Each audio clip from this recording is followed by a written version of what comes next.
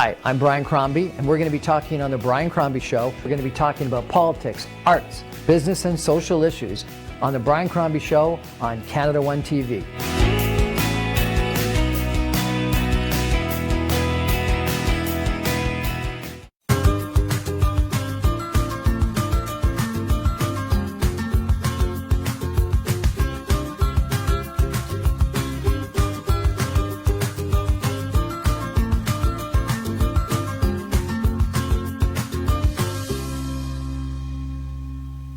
Welcome everyone to the Brian Crombie Show on Canada One TV. So we had a federal election this fall, and I had the pleasure of interviewing a couple of different candidates from across the city that really impressed me. And it's interesting, several of them that I had the honor of interviewing won. And I want to introduce you to one of the newly elected Liberal members of Parliament, Leah Taylor-Roy from Aurora Oak Ridge's Richmond Hill, which is a riding north of Toronto. And she won against a Conservative in a riding that's sort of, it's suburban, yeah, but it's sort of on the periphery of suburban GTA, sort of rural. And if the Conservatives were going to do well, they must have had to have kept this riding, and they didn't. And so I thought it was a bellwether riding to show what the Liberals could do. And of all the people that I've interviewed in politics, I got to tell you, this lady has one of the most impressive resumes I've ever seen. So, Leah Taylor-Roy, thank you so much for joining us. How are you? I'm great, thank you. Nice to be here and nice to have won the election. I can imagine it was. So you've got, as I said, like an incredible resume. You've got an undergraduate degree in commerce from Rotman School. Mm-hmm. You then went to the Kennedy School of Government at Harvard University and got a master's in public policy. You then went and worked for the World Bank. Mm-hmm. In, I presume, Washington, D.C. Mm-hmm. You then went and worked for McKinsey and Company, a major consulting firm, for a couple of decades, I guess. Mm-hmm. And then you were with a company that was doing alternative energy or mm-hmm. something like that. Yep, exactly. You've done it all. Well, not everything. Now, with this. This will be all. This is kind of the pinnacle. Why did you want to give all that up and run for politics?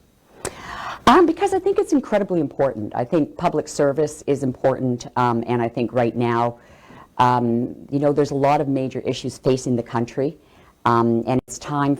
I just felt it was time for me to be involved in that and to try and make a difference, to help on so many different files. And I believe that it's good to have people who have done different things, that you have worked in various areas, that you've had that experience, and then you come. Yeah. And I was also along the way a mother and helped raise kids. So my youngest child turned 18, and I figured it was time. I have time. Well, and I understand your father was the mayor of Newmarket. Yes. Fantastic. Yeah. So you actually had a little bit of politics in your blood. Absolutely. Well, more than a little bit, because he also worked with the Liberal Party. He actually worked with Pierre Elliott Trudeau on policy, and flew across the country with him working on different things. Trudeau was at our house when I was young, and my first appearance in a campaign was when I was quite young, 1967, when my father first ran. And at the time, it was one of those, you do it for the team, because at Newmarket, he was running Newmarket in North, and definitely Conservative territory. Yeah. But he ran anyway. Well, 1968, I went to my first political event when Pierre Trudeau went to a shopping center in the town that I was growing up at, and everyone from around had to go for Trudeau Mania. Absolutely. And see what was going on. It was a huge deal. It was a huge deal. Yeah. So you're riding. Mm-hmm. Aurora Oak Ridge's Richmond Hill is sort of on the periphery of the GTA. It's suburban, but it's almost rural. And Aaron O'Toole, the leader of the Conservative Party, had to win ridings like that if he was going to end up, achieving government. Yeah. Why do you think the Conservatives didn't win in sort of suburban 905? In Mississauga and Brampton, as an example, yeah. and Caledon, they only won one riding. I don't know, in Halton, I don't think they won any ridings in Halton, which they've got to win if they're going to run government. In York, I interviewed a Conservative member that actually won, and I was quite impressed in a riding just south of you. But I think that's one of two that they run in York region. And then they only won one, I think, in Durham, which was Aaron O'Toole's own riding. And so, what's that, 4? Yeah. In the 905? I might not be exactly right. Yeah. But no, they didn't do well. They certainly only win 4 in the 905. Absolutely. So why didn't Aaron O'Toole and the Conservative Party resonate more in the 905? I think there were a number of reasons. You know, I think initially, as you know, they were doing well. They were doing quite well. The numbers were in their favor, but I think they just didn't. They didn't have the pulse of people. People were very concerned about COVID, Yeah. about getting through the pandemic. Vaccinations were on people's mind, and most people, most Canadians, believe that we should be vaccinated. And I think both on that and on the issue of gun control, the Conservative Party failed to demonstrate that they could be trusted, that their position was solid.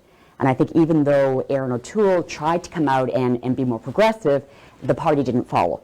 And there was, even in the platform when it came to gun control, there was the reference to, reversing the ban on assault rifles.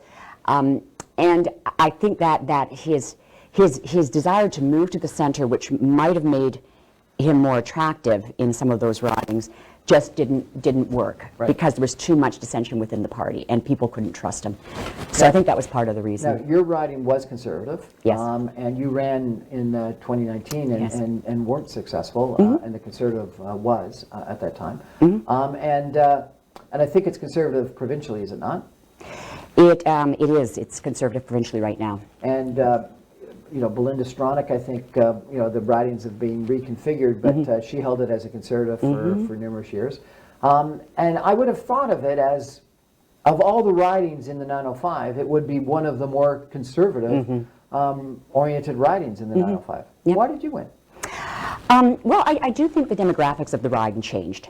I think that was part of it. I won't take all of the credit, and I wouldn't take it anyway, because I think I had an amazing team. I think it really was the culmination of having run in 2019 and continued to work, and the party within the riding continued to work.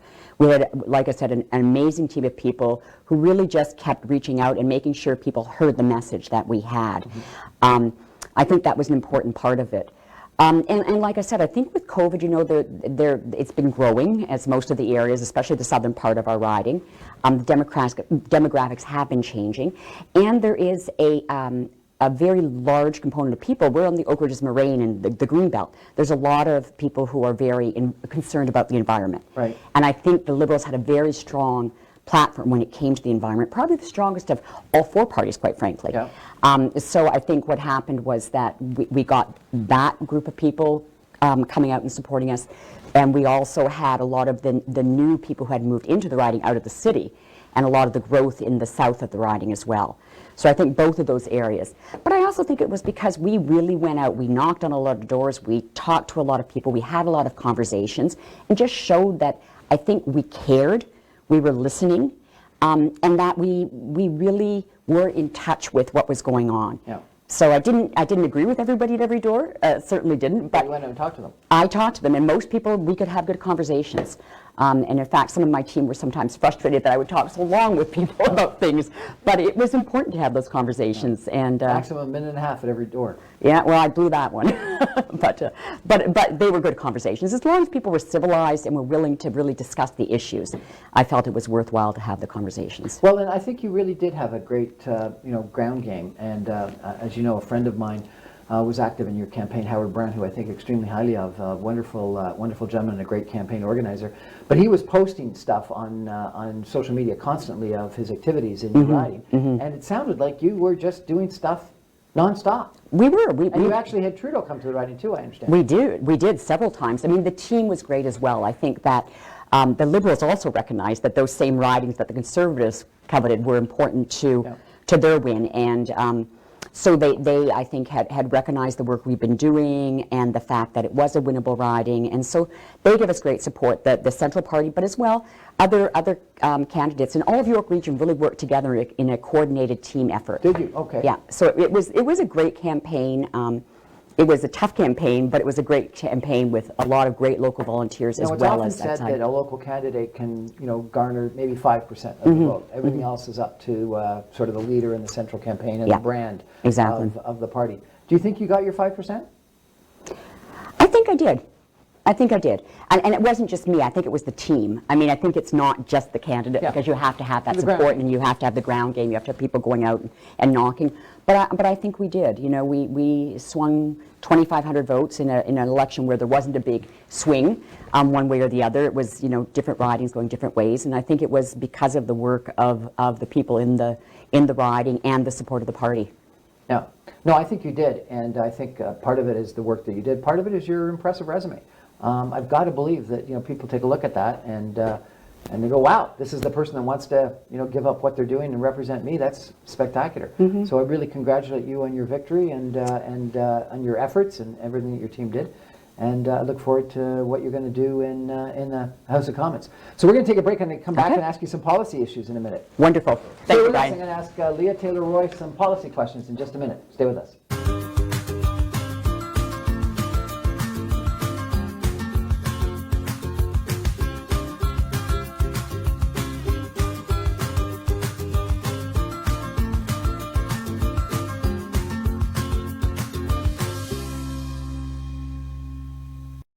She knows who she is. She knows who we are, how tough this pandemic has been, and what needs to be done to get us back on track. Andrea Horvath is a fighter for people, for workers on the front lines, families trying to find a home they can afford, seniors who deserve better care, and kids needing safer schools and a future to look forward to. Fierce, loyal, optimistic. I'm Andrea Horvath. I'm proud to be on your side. A message from Ontario's NDP.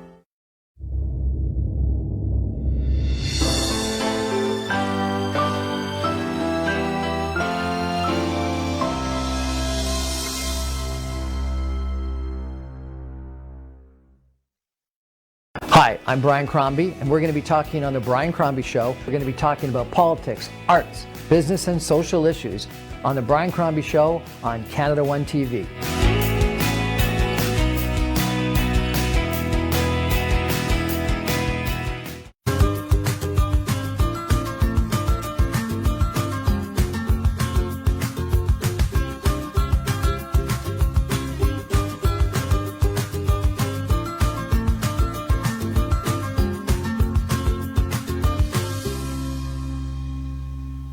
Welcome back to the Brian Crombie Show on Canada One TV. It's a real pleasure of mine today to introduce you to Leah Taylor-Roy, who is the newly elected Member of Parliament for Aurora, Oak Ridge's Richmond Hill, which is a riding north of Toronto, right on the sort of the periphery of the Greater Toronto area, in the northern part of the 905. And we've talked in the last segment about your career, about the election campaign, but now let's turn to the upcoming year. Government's going to be called back. House of Commons is going to be called back. What do you think the big issues are going to be? You said climate change. You know, COP26 has obviously been very notable. The Prime Minister was there. I've had some people tell me that it's one of the best speeches he ever made. But it set an agenda and an expectation that you're going to have to deliver on. What do you think is going to happen with climate change, carbon taxes, things like that? I think we're going to deliver. I think, you know, you can look at what happened with the cabinet shuffle, with the new cabinet. You know, putting Stephen Gill. I've got to tell you, I was expecting you to be there. I was hoping for you to be there, so I was very disappointed when I didn't see your name. No, you know what? That's very kind of you, and but I'm quite happy to have the time to learn the ropes and to really sit back and observe. Not many first-time elected get in. So no, I think there was only one person who did this time to come back, and no, I think it's a good cabinet. I think he put together a good cabinet, balanced. But you talked about this Minister of the Environment. He's a radical activist, is he not? Well, I don't know about radical. He's an activist, but I think that sends a strong message to the community. It sends a strong message to the environmental community, and I think it's important. And the fact that Jonathan Wilkinson, who was in that portfolio, moved over to natural resources, and they're both at COP26, shows that they're working together as a team and that they're really serious on moving forward. So I think the commitments that they've made and the message that Trudeau gave at COP26 is one that shows that we're serious about moving forward, because I think, like most Canadians, we know that there's not a lot of time to waste. We just can't, you know, sit back. So we have those aggressive targets. One of the campaign promises was to put a cap on emissions from the oil and gas industry. Again, our leader committed to that at COP26. And I believe that we are going to, you know, follow through. We have the Accountability Act now, and I see us doing that and moving forward quite aggressively on making the transition to a more green economy. Some commentators in the West have suggested this is going to be almost as bad for Alberta as the National Energy Program, and that this is Trudeau Jr.'s way of sort of duplicating what Trudeau Sr. did and completely ostracize Alberta. What do you think? I don't think so. I mean, you can look at what happened. First of all, we have two members elected. Randy Bosner came back, and Georges Chahal. And if you look at the recent elections in Alberta as well, of the mayors, I mean, you're seeing progressive people being elected, and I think there's in urban Alberta, not in... True, but you can look at Kenny's popularity overall and say, what are the trends in Alberta right now? And I don't believe that we're throwing Alberta under the bus. I think we're working for all Canadians, and I think that the transition of their economy away from the oil and gas and fossil fuels, we're actually helping to make that transition ahead of what's going to happen worldwide. So if sitting here was someone that was working in the tar sands, what would you say to him? I would say that you're lucky to have a government who's going to help make that transition before it happens because of market forces. I mean, you could see what's happening at COP26, and you can see the initiatives, for example, in the finance sector. It's going to become untenable. Those tar sands, those projects are going to die a natural death as we see more countries put a price on pollution, as we see consumers make the switch. There is a movement from consumers and from businesses and from finance corporations, from pension funds, away from the fossil fuels. So we're getting ahead of it. We're actually trying to say, okay, we're being a leader. Canada's going to step out there, and we're going to help make those transitions to green substitute industries. So you don't think this is going to be devastating for the average Alberta worker that's in the oil and gas business? I think the transition is going to be difficult. I think transitions are always difficult, but I don't think the government is going to abandon Albertans. I think, as a Liberal, as a Canadian, I think we realize the importance of every province to our confederation, and I think that in the long run, this is going to be something that is going to actually benefit Alberta and the country and the world, quite frankly. I don't think we have a choice. Okay. Let's change topics. The economy. You worked at the World Bank. You worked at McKinsey. Some people are saying that the deficits are unsustainable. The debt is, we've added as much debt in the last year and a half as we added from Confederation up until last year. The inflation rates are on their way up. Interest rates are potentially on their way up. What are we going to do? How can we control our budgetary situation? Well, I think we're going to manage it clearly. I mean, this was unprecedented is a word that was used far too much. An unprecedented amount, in fact. But it was an unprecedented pandemic, and we're not alone. We're not the only economy that's seen these kind of deficits and this kind of record spending. And I think when you look at how our economy has fared and how the jobs have come back, and how we're doing versus our neighbor to the south, not only on how we have fared in terms of the health and welfare of Canadians, but also our economy. We're doing very well. And we came into this in a fairly strong position in terms of our debt to GDP ratio. And I think we're in a position where we have guidelines. We know that the spending is coming down. We're investing, we're making smart investments. We're not just spending money, we're investing in social infrastructure and other infrastructure and in the economy. And I think those are all going to pay benefits, and we're going to see the economy grow. And I think it was Chrystia Freeland who said, I'm bullish on the future, I'm bullish on Canada, and I think we're going to do okay. Some economists have been using the word stagflation of late. Do you think that's a risk? I don't. I think, look, I can't predict the future.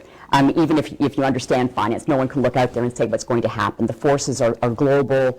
What's happening in the economy in China and in other countries, what's happening, worldwide, not just in Canada, is going to dictate what happens. But I think the inflation that we've seen has been very specific to certain sectors. I think there are explanations for it in terms of supply chain and other things, and I think it is something that is manageable. I don't see this as fundamental to the economy. I don't see this as something that necessarily is going to persist, and I think that we are going to be able to manage that. And I think, Canada, smart people, well-educated people, we have a great country, and I think we're going to be able to handle it. You worked at the World Bank and McKinsey. I understand one of your interests was international development and helping people around the world. Yeah. number one issue, I guess, right now is getting vaccines to the billions of people around the world that don't currently have access to vaccines. Yeah. But then also number two is going to be, helping them come back from the devastation of the last year and a half. What do you think that Canada's role should be in sharing vaccines, in sharing, wealth, in helping Africa, Asia, et cetera, grow? I think we have not only a responsibility, but I think we're so interconnected. I mean, this is a phrase that's been used forever. I think back to Trudeau Sr., the North-South dialogue, thinking about how we were such a player in terms of the international affairs and international development. And I think we have a role to play there. I think it's important that, no country's an island. I mean, what happens around the world affects us. I mean, you can just look at COP26 and see the commitments Canada has made to help countries that are suffering most from climate change in terms of mitigation and adaptation, and what we're doing there. We've become a leader in that space, in fact.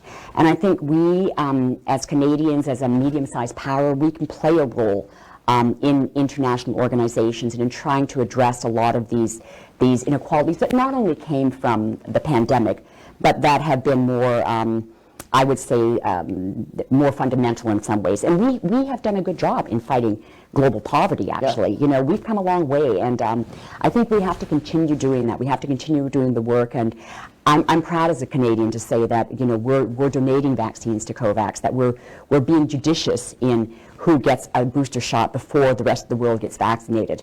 I don't think it should be blanket. I think we're moving in the right direction, and sharing those vaccines with other countries is the right thing to do. If there was, a couple of committees that you really wanted to be on, or a cabinet portfolio that you'd like to get more involved in, or a policy that you want to put forward as your private member's bill, what would be those big issues that you're focused on? There are so many issues right now, but I would say looking at my riding, and really my primary goal is to represent the riding well and to make sure I'm addressing the issues that are of concern there. I would say healthcare, in-home care. In particular, supporting families who are trying to take care of seniors, people with disabilities. And I think there's been a real crisis during the pandemic that we've seen in terms of personal support workers, the ability for people to get help in homes and to keep people there. I think that's a big issue. Affordability is another huge issue, especially for young people. Not just housing, but overall, and I think the child care plan that our government's put forward, I really hope Ontario is going to sign it. If not under a Conservative government, then hopefully we'll have a Liberal government provincially, and we'll move forward on that. But it's going to make a huge difference for young families, because currently childcare is like a second mortgage. If you have more than one child and you have them in childcare, $3,000–4,000 a month. So getting that down to $10 a day, 50%, and then $10 a day is going to make a huge difference for families' ability to afford homes in our area. So those are two big areas. Climate, of course, the environment, and not just climate change and reducing methane and CO2 emissions, although that's very important, but also the green space, our natural habitat. We've made a commitment to plant 2 billion trees. I'm going to get some of those in our riding. I'm going to make sure that the land is protected, maybe an urban park, but to do something to ensure that the beautiful space we have, that vulnerable ecological space, and those habitats are protected. So it's probably an unfair question because it's a provincial issue, but I guess the Premier has just recently announced this Bradford bypass that's going to, I presume, go right through your riding, connect up the 400 to the 404, big superhighway. Does it make sense? No, I don't think that makes sense. I don't think the 413 makes sense. I think that we should be focused on public transportation, on reducing the number of cars on the road, and finding other ways. I mean, going through farmland, going through vulnerable lands right now, we're moving in the wrong direction. I mean, I understand there has to be growth, but it has to be smart in where it's done and how it's done, and we should be focused on public transportation, on carpooling, on intensification in areas where there's already public transportation. Okay, so if you're not going to open up that area to highways and housing, how are you going to address the housing affordability issue? I think, again, we have to look at a change in the way that we live. I mean, right now, especially in my riding, or the riding I'm representing, it's not mine, but that riding in the GTA and some of the suburban areas, we are very used to having single-family homes with large backyards and pool and whatever. It's not sustainable. And I think there's So we going got to to be a give up our transition. homes and our swimming pools? Well, not everybody, but you look at Europe. I mean, Europeans are very happy, some of the happiest countries, and they have 80% flats and people living in smaller areas or multifamily homes. And I think it's going to be the way of the future. And again, like everything else, there's going to be a transition, but I think we're going to have to be moving in that direction. What did it feel like on election night when you saw up on the TV screen that you had won? Well, I knew we had run a great campaign. We had so many wonderful people helping us. I was optimistic, but I wasn't ready to actually say that we had won because there were all the mail-in ballots. So it was wonderful to see that, but I wasn't as confident as the TV stations were that it was actually done. So until Wednesday, when the mail-in ballots was about 3,500 were counted, and actually my numbers went up.